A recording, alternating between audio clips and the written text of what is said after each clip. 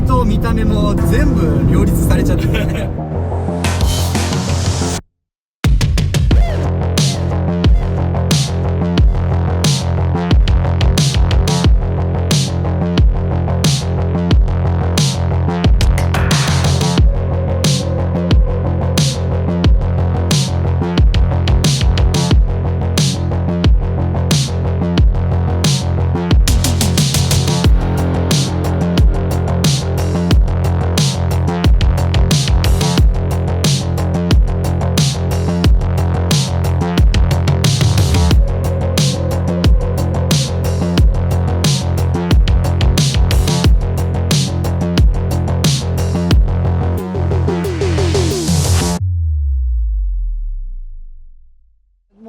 一応今田口さんが社長なんですよね。そうです、僕が社長です。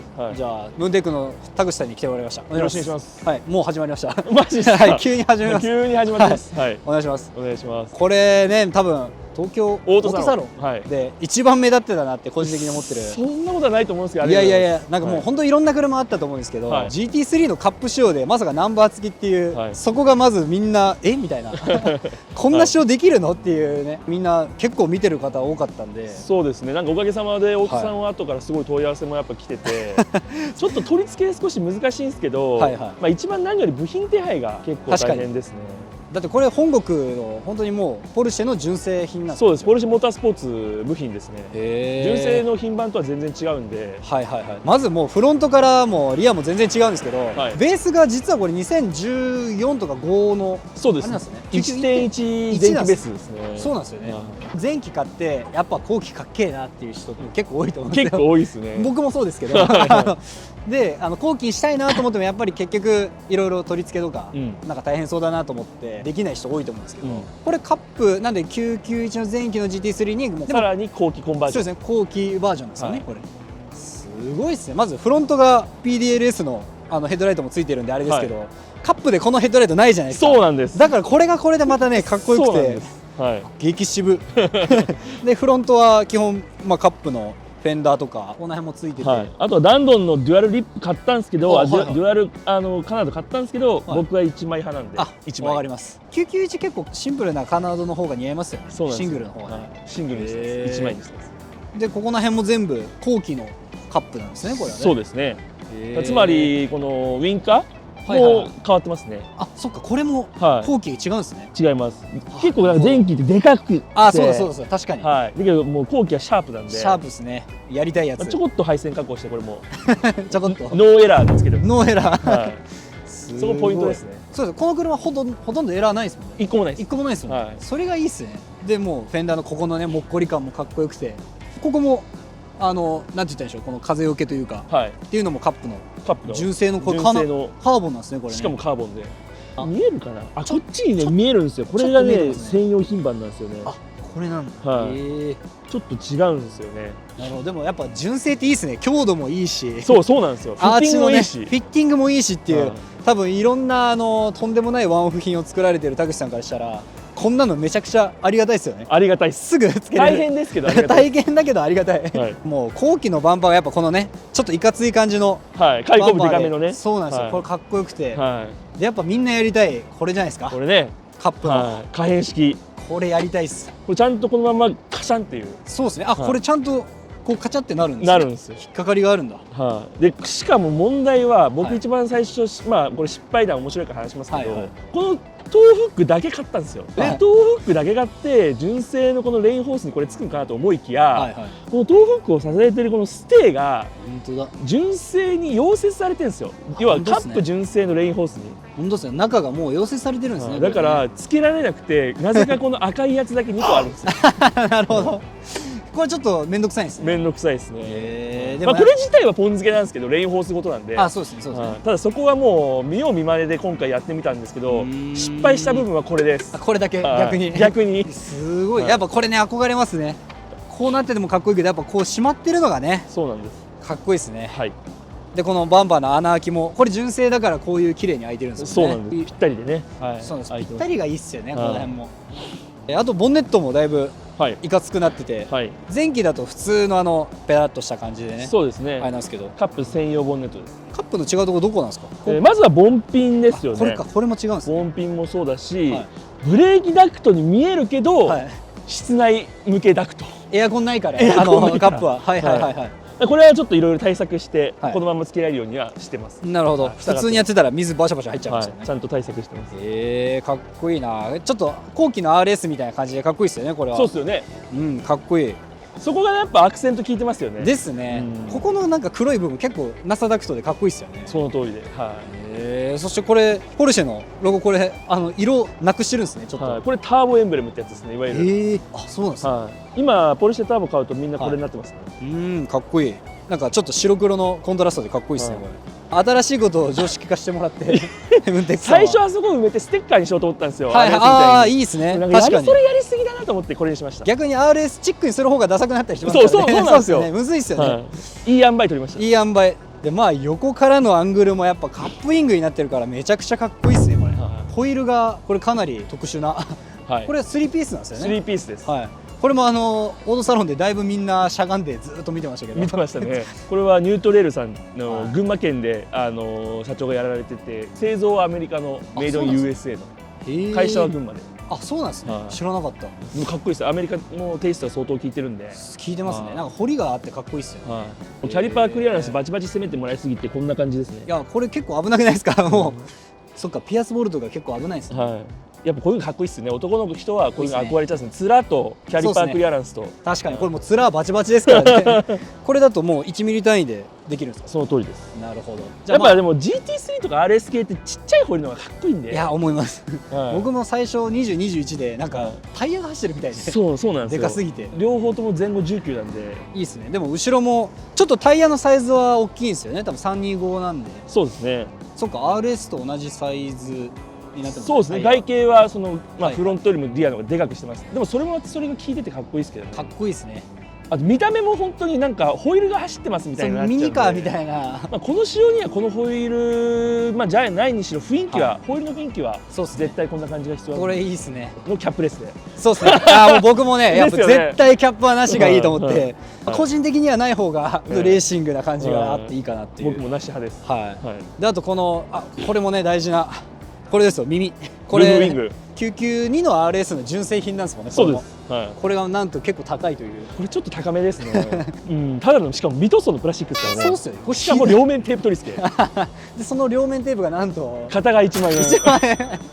本当なんか舐められてんのか足元見られてんのか。一応純正品の両面テープにしましたけど、もう次は純正じゃなくてもいい気はしますね。そうですね。なんか塗ったりラッピングするときはもう次はいいかなっていう。ただ結構ちゃんとついてますね。そうですね。これ結構強いですね。まあ結構風も当たるところなんでね。あと後ろもこれなんとみんなやりたい後期化むずいっていう話もよく聞いたりしてたんですけど、基本バンパーとテールがちょっと面が違うっていう話なんで、そこを変えればなんとか使えるっていう。あと配線加工ぐらい。配線加工とちょこっとしたノウハウがやっぱ絶対に必要にはなってしまいますけど、前期と後期で全然イメージ違うんで、同じ車で本当にこんな違うかと思うぐらいやっぱね後期見ちゃうとダメなんですよね。ただこれ今回コンバージョンカップのコンバージョンにしてますけど、別にこれ純正の RS から RS の後期化、GT3 から GT3 の後期化もできるんで、その辺も全然できますね。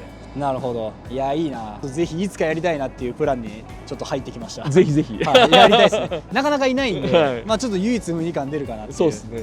一番のポイントは純正品なんで、ある程度のリセールも期待できますよね。そうですね。圧倒的安心感もありますし、これかっこいいな。で後ろももう完全にカップウィングになってるんで。そうです。ドライカーボンです。でかいっすね。これは。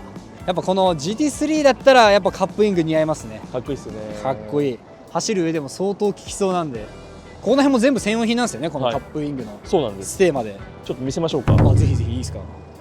ただ問題はこれを取ったらもうここに置くしかないじゃないですか。確かにこれがちょっと気になるんですよ。かといって毎回タオル置くのもあれだし。確かにちょっと傷だらけになっちゃう。しかもこれ全部開かない。そうなんですね。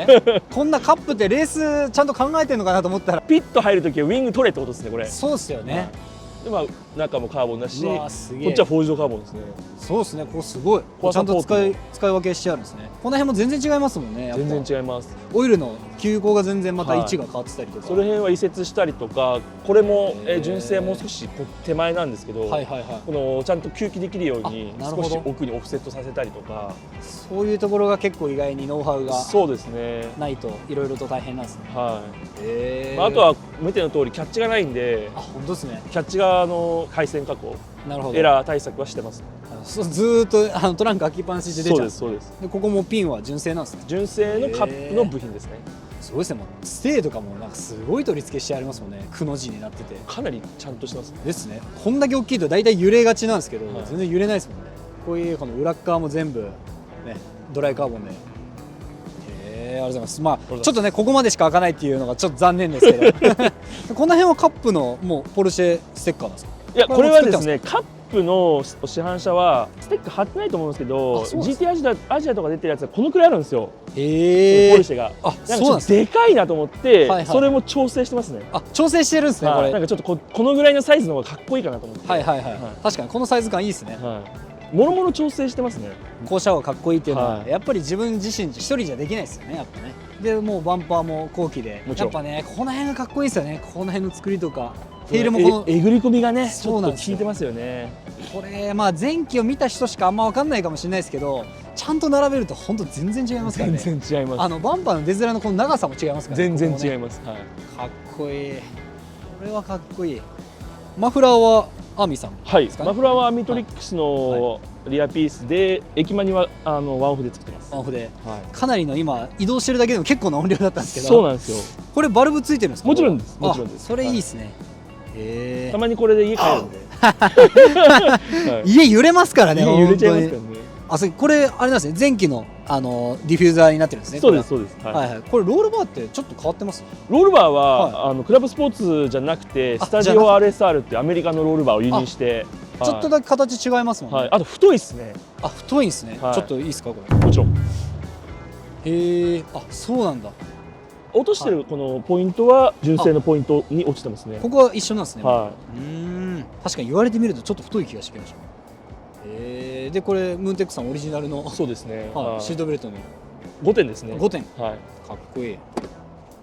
すごいこんなオリジナル商品まで出ててでもまあ前期だなって分かるのはこのドアノブとかですかね。そうですね。この辺は多分まあ流用すれば使えるかもしれないですけど、多分ポン付けはできると思うんですけど。ですよね。あとはサイドステップのこの後期の方が張り出してる。そうですそうです。ですよはい。あとこれちょっと粋だなと思ったのがこれ、はい GT3 カップエボエボフォントを合わせて作ってます。よくこれ作りましたねっていう。これね、たまたま僕のアメリカの友達はいが GT3 カップを作ってる人がいて、GT3 カップのこのフォントをそはいはいのまま真似させてもらって作ってますね。なるほど。はこれいいですね。ちょっとアクセントがオリジナルだぞと。い。そうなんですよね。なんかでも市販車の GT3 の文字でさえもちょっとでかいんですよ。小さくしてますね。小さくしてるんです。は小さめがいいですね。基本的にい。はポ。ルシェって気づいたらかっこいいみたいなのが一番かっこいいですよ、わかりますわかります。基本まあ純正がかっこいいんでね、そんないじることもないと思うんですけど。でクラブスポーツはついてないですけど、まあはいこれがついてるんですね。レザーパッケージが。そうなんですよ。レザーパッケージついてるんです。これめっちゃ大事な。はい。質感変わりますからね。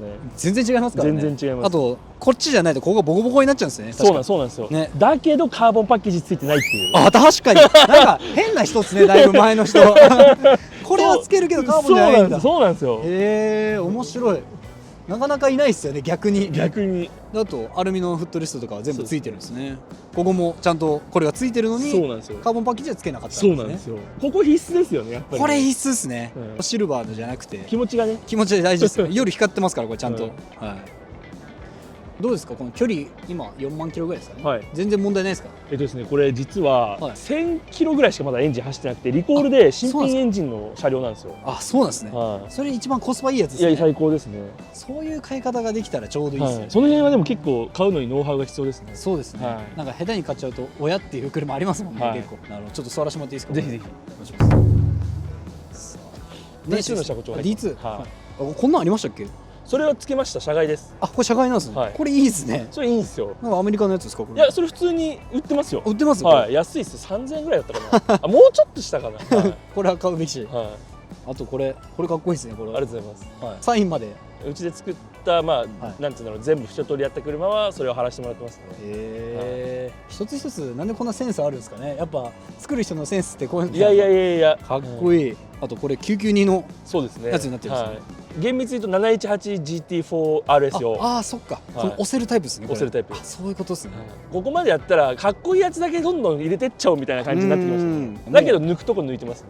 ミラーってこれ自動防減ついてるのかな。多分ついてますね。これもオプションなんで僕もついてないなと思って。あとこの鉢巻きもね、太すぎず。そうなんです。これ大事ですよね。文字もでかすぎず。でかすぎず控えめに。そうなんです。でこれムーンテックさんオリジナルの芳香剤ですか。めちゃめちゃ配ってるやつです。ぜひあげます。ありがとうございます。クラブスポーツついてないけどスポクロはついてるんですね。だいぶ変態なオーナーさん。じゃあちょっとエンジンいいですか。みんなね結構ね最近 GT3 人気じゃないですか。人気っすよね。まあまあうるさいですねこれ。まあまあうるさいです。やっぱ GT3 のいいところってやっぱ9000まで回るじゃないですか。そうなんですよ。RS やっぱ8700とか600なんで。そうなんですよね。そこ違いますね。全然違います。正直エンジンの高揚感だけで言ったら GT3 の方が個人的にあると思います。ただ吸気音がね RS はここにね。あ、そうですね。耳元でそこが聞こえるんで確かにちょっと違うんですけど。かっこいいこれは。いやいいな。なんかいろんなノウハウが詰まってて。乗り心地もいいですか。結構乗り心地も全然いいですよ。ぜひ。じゃあぜひちょっと一周ここの大黒一周いいですか。もちろん行きましょう。じゃあお願いします。お願いします。あとあれなんですね。3月から YouTube 始められるということで。そうなんですよ。それちょっと最後田口さん自身がやられるんですか。はい、ムーンテックチャンネルをやることになりまして、今日田口さんちゃんとした格好だってあれだったんですけど、出張帰りで出張帰りなんでちょっと NG で何とも言えない飛行機に乗ったままの服装になっちゃってるんでそうですね。だから次3月に上がるチャンネルの URL はちょっと貼っときますので、ぜひお願いします。ぜひそちらでいろんなかっこいいお客さんの車もね紹介していきたいと思います。ぜひそちらも確認ください。よろしくお願いします。お願いします。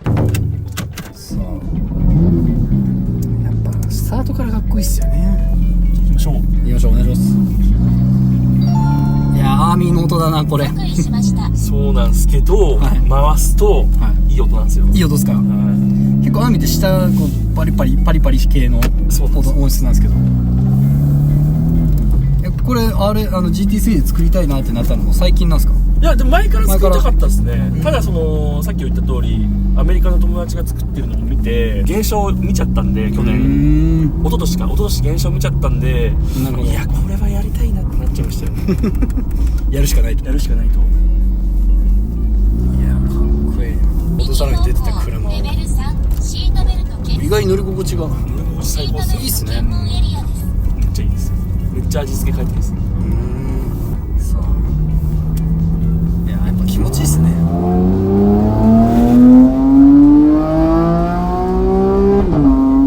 やっぱこれっすね GT3 は。駅マニが独特な音するんですかね。そうなんですよ。それがやっぱ泣きが入るっすね。なんか泣いてますねだいぶ。次右で。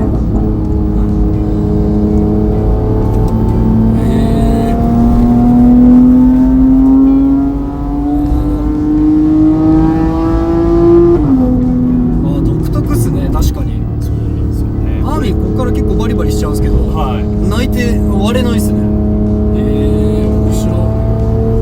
あと GT3 いいのはやっぱ走りいいっすね。走りいいっすよね。いいっすねやっぱり。も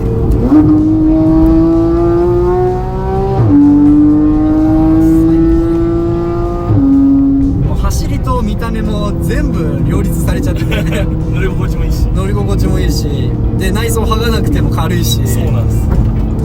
DM もいいんすけどやっぱり元々のベースはポルシェいいっすね。やっぱ NA に勝てないっすよね。何の車も。確かにいろいろ車作ってらっしゃると思うんですけど、ターボ車もいろいろ多いじゃないですか。ターボ車も全然大好きですし、現に僕34の GTR も他にあるんですけど、でもやっぱり NA のその乗ってるなんて言うんだろうな、一体感になれる気持ちよさ、いつそのパワーバンドが常に把握できるじゃないですか。そうですね。アクセル全開でできますからね。そうなんですよ。ターボだとちょっとねそこが怖いですよね。特に F 型とかも結構暴力的な加速するじゃないですか。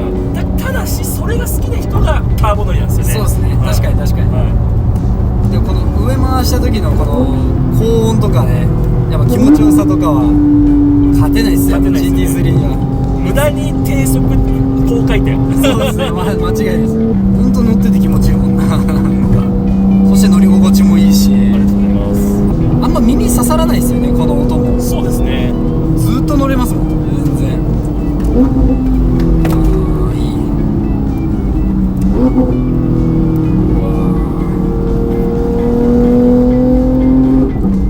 ついついこれマニュアルモードに乗りたくなりますよね。やっぱ常にマニュアルです。ですよね。いやでもこれはいろんなお客さんやりたくなる気持ちわかりますよ。だって乗ったら乗ったで乗り心地もいいのにカップの見た目っていうせこくないですかっていう。せこいっすよね。せこいっすよ本当に。まあ、GT3 RS は RS のかっこよさがあるんですけど GT3 とこの GT3 カップはまた同じ車だけど全然違いますからね。全然違います。バネレートとかも全然純正から違うじゃないですか、はい、純正足だと、はい、あと後期だと結構各所ピロボールになったりとか、そうですね、なんかあるみたいですけど GT3 の後期は買えないけどでも RS も買えないしでも前期の顔を後期にしたいなっていう人はちょうど2000万ちょっとでできる部品込みで。そうなんです。これちょうどいいんじゃないかなっていうパッケージ的には。まあ今ちょっと値段上がってますけど。そうなんですよね。本当にそのモディファイで部品と結局それの取り付けだったりとかマフラーだったりとかになると結構それでまあまあ金額いっちゃうんで。そうですね。マフラーも国産車みたいに10万でまっすぐ全部買えるとか話じゃないですからね。そうなんですよ。その辺は要相談いただければ。そうですね。でも D2 さんの足いいっすね。いやこれめっちゃいいっすよ。これいいっすね。これ 3ウェイですか？これ3ウェイの一番いいやつですね。ストロークが結構多いじゃないですか。はい。だから乗り心地が良くて。そうなんですよ。でコーナー踏ん張ってくれるし。そうっすね。いやー気持ちいいな。これ出張帰りにこの車、まあある意味ちょっと疲れるけど楽しいは楽しいですね。そうっすね。そうです。出張帰りなんですよ。そうですよね。さっき飛行機結構乗ってたんじゃないですか。何時間ぐらいですか？8時間ぐらいですかね。ムーテックさんもいろいろ結構海外のお仕事も最近多くてっていう話は僕の最初のイメージですけど、はい、敷居が高いというか、なんか皆さんなんか常連しか行けないんでしょみたいな、前にバナーを貼ってる常連さん紹介しか行けないんだろみたいなイメージは僕もありましたから、結構そういうお客さん多いんじゃないかなと思うんですけど。そうなんです。それがなんかやっぱ外部から言われることも多かったんで、来月から顔出しでどういう人がやってるのかなっていうのを表に出していこうって思ってます。いいですね。なんかもう顔も声も出してないとなんかいかつい人がやってて行きづらいのかなとかありますよねやっぱ。ただのオタクなんで僕は。あ、そうなんですか。車オタク。車オタクなんでかっこよく作りたい、ただそれだけで。ただそれだけです。ムーテックさんいいですよね。その会社の中にも塗装のブースとかもそうですね、全部完備されてるということで、基本全部ワンストップで全てやってますね。そこがいいですよね。僕たちが作りたい車とそのお店でもちょっと乖離が生まれるのに、そこから板金屋さんも挟むとどんどん離れていっちゃうじゃないですか。作りたい車が。特にこのカップなんか板金屋さんのノウハウではやっぱ取り付けとか加工配線とかってできないじゃないですか。そうですね。そこがやっぱり一番ハードル高いところかなと思いますね。高いですね。なかなかできないですもんね。いや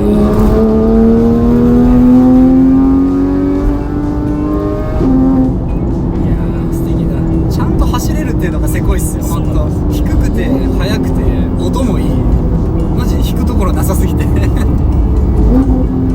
の雰囲気はどうしても BM には出ない味がありますよね本当に。でもBM の良さもあるんですけどね。やっぱF 型の厚みのあるボディに暴力的なパワーで、そうなんです。バンバン言うし。そうですね。あれもね気持ちいいっすよね。鳴らしてる身はめちゃくちゃ気持ちいいっすけどね。あともう最近だとタイミングとかも BM3 でいろいろ変えれたりするじゃないですか、あれはあれで気分によっていろいろ変えられたりもできると思うんで、あれはなんつうんだろう、やっぱり BM の方って部品もそう豊富だしやりたい放題いろいろできちゃうんで、そうですよね。それがでかいっすよね。それでかいっすね。かなりトンネル最高だなこれ。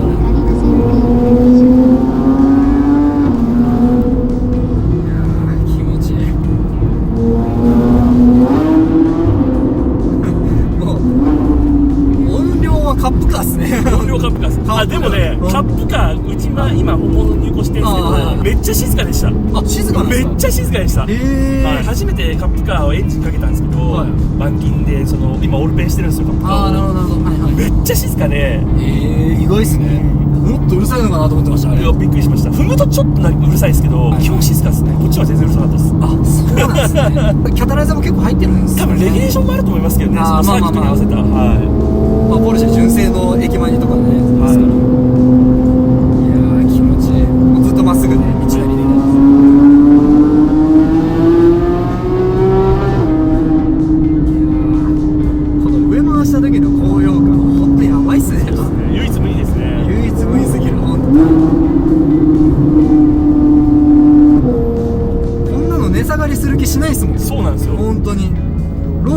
った方がいいよって思うぐらい絶対にもう無投資でね、ほんとそうっすよね。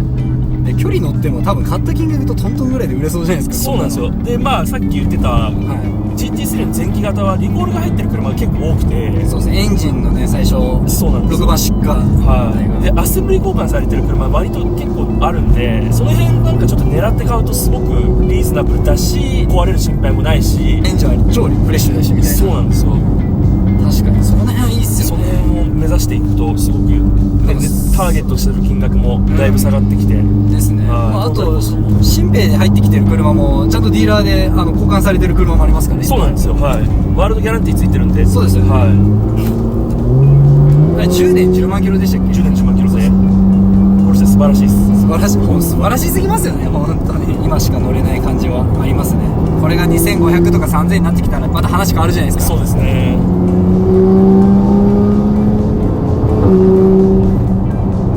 なんせエンジンもいいですけどミッションもね独特の PDK のこ独特のですね。素早さといい。多分結構 DCT も乗られてるから分かると思うんですけど、全然雰囲気違いますよね。全然違います。BM の DCT のシフトダウンはちょっと大げさすぎるんですよね。あ、フワンってありますよね。そうなんですよ。でもあれはあれで気持ちいいですけどね。あれはあれで気持ちいいですけど、このちょっとポルシェのこのやらしくないところがまたかっこいいですよね。確かにあくまでもレーシングカーに乗ってるような感じの。GT の車も派手にやらないですからね。派手にやらない。ちょこっとやるだけ。そうですね。そうこのねちゃんと合わせにいってますよ。そうなんですよ。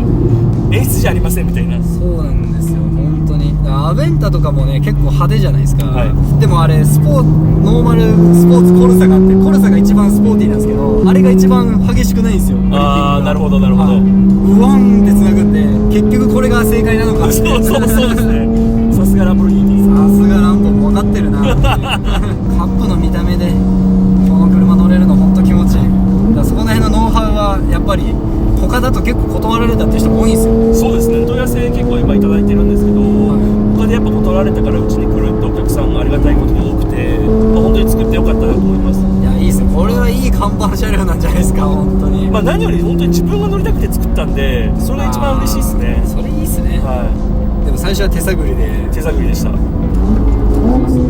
そこら辺の一応結構手探りのお金もいろいろかかってると思うんで。そうですね。最初に結構手探りでいらない部品も牽引服にしかりいろんなもの買ってたんで、自分で他の店でいっぱいミスされるよりはもうムーンテックさんで全部一貫して一気通貫でやってもらう方が実はクオリティも良くて安くできるかもしれないです。ぜひぜひよろしくお願いします。今会社群馬群馬にあります。はい。群馬はどこら辺ですか。群馬のね、伊勢崎の境町ってところでやってて、どちらかというと本庄、埼玉寄りなんですよ。群馬でも一番外れにあるんで、東京アクセス1時間半くらいですかね。そうですね。渋滞してなければ全然行けますね。行けます。結構土日の夕方とかに行くとバケモンみたいな渋滞じゃないですか。そうですね。関越土日の夕方はバケモンですね。今ムーンテックさんデモカーって何台あるんですか。デモカーはそうですね、7、8台ありますね。ムーンテックさん作る車なんか独特なんですぐ分かるんですよね。ありがとうございます。ムーンテックのバナーというか前に貼るのはもう文化としてなんかお客さんが作っていた感じなんですか。いや、あれはです僕が作ってったんですよね。あ、そうなんですか。はい。なんかムーンテックで作ってくれてる中でも僕のことを使用してくれて、僕がかっこいいって認めた車にフロントステッカーを貼ってるんですよ。あ、そういうことなんですね。はい。いやー、あれかっこいいですね。それもまたね、でかすぎず、そうなんです。小さすぎず、あれめっちゃあれも狙ってますからね。でしかもシルバーでちょっと黒みがあるようにしてるんです。そうですね。分かる人は分かる。基本的にそのステッカー僕も大好き派なんですけど、ステッカー貼るけどそのステッカーを目立たせないっていうのがポイントですね。いいですね。何の話になってきたか分かんないです。今日は何の話だったっけみたいなね。唯一無二の GT3 カップ仕様というお話でしたが、結構救急も聞こえるんですね、後ろから。そうなんですよ。そう考えると RS とそこが違うのか。はい。よ、ありがとうございます。ありがとうございます。ぜひ YouTube 楽しみにします。